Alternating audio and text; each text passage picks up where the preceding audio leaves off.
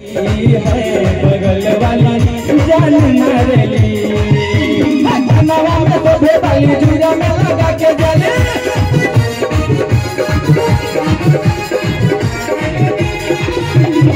नवा में तो भेदाली जुरा में लगा के जली नवा में तो भेदाली जुरा में लगा के जली चल चलली मत वाली बगल वाली जान मारेली है बगल वाली जान मारेली।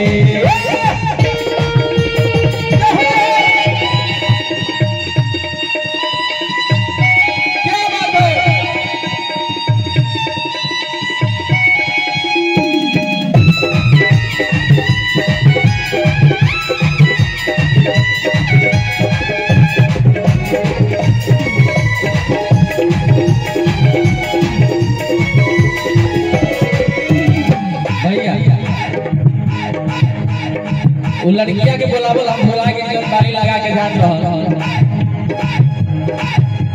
कहीं तो आप लोग बुला दी।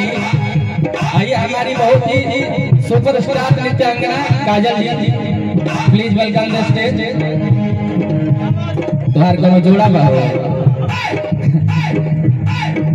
इनकर भैया कोनो जोड़ा बा आप हैं सही बोले आपके जोड़ा मिलेंगे। चलिए आप लोग का प्यार आशीर्वाद हमेशा इसी मिलता रहे। नवा में तो भेदाली जुरा में लगा के जले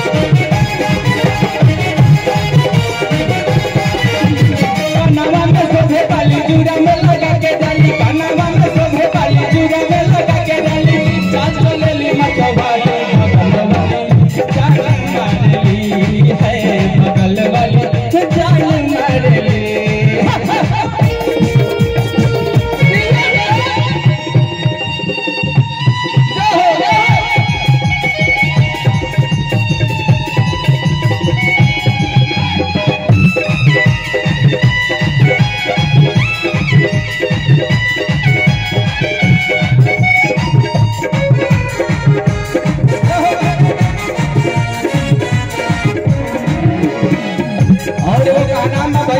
देखिए मोबाइल में बढ़िया से रिकॉर्डिंग करी है का नाम का बा कैसे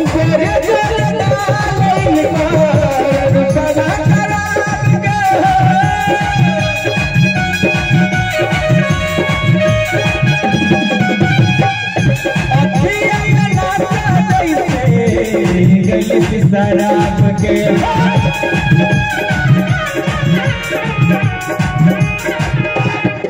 गोरे गोरे गालिन का हवा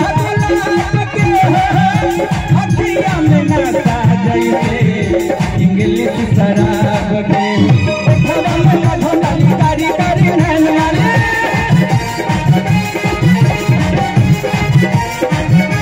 हवा में मधुमाली कारी कारी नैन वाली हवा में मधुमाली कारी कारी नैन वाली। ए भैया भोजपुरी के भाव कहल गइल के भैया कहत जब तक तू न लड़कइबो तब तक मजा ना आवत ना। चलिए आप लोग का प्यार है सम्मान है आप लोग का हम लोग बहुत आभारी हैं कि आप लोग बैठ के हमको सुन रहे हैं बहुत अच्छा लग रहा है। हर की हवा में मधिम लाली हर की गजरारी नैन वाली हर की चाल चलेली मंतर वाली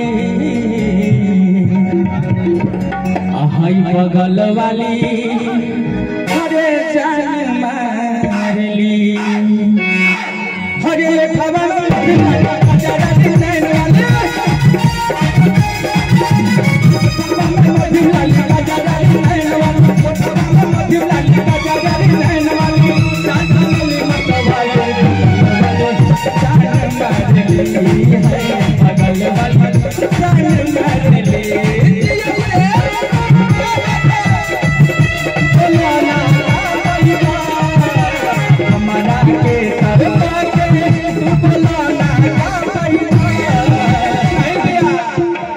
एगो ही पर भाव लागल बा अरे कि हमारा के तड़पा के सुगा हरे तू बोलो ना का पैबू हरे धनिया संगे जइबू कि ना जइबू कैसे हमरा के तड़पा के हमरा के तड़पा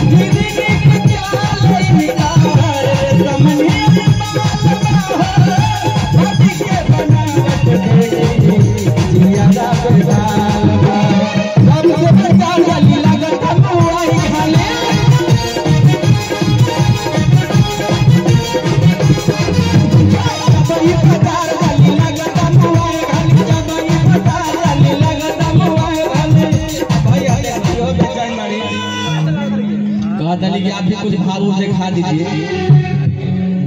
कैसे भाव हमारा करे ना आवे, लेकिन फिर भी हम देखत सीखत जने भैया लोग माफी चाह जानी।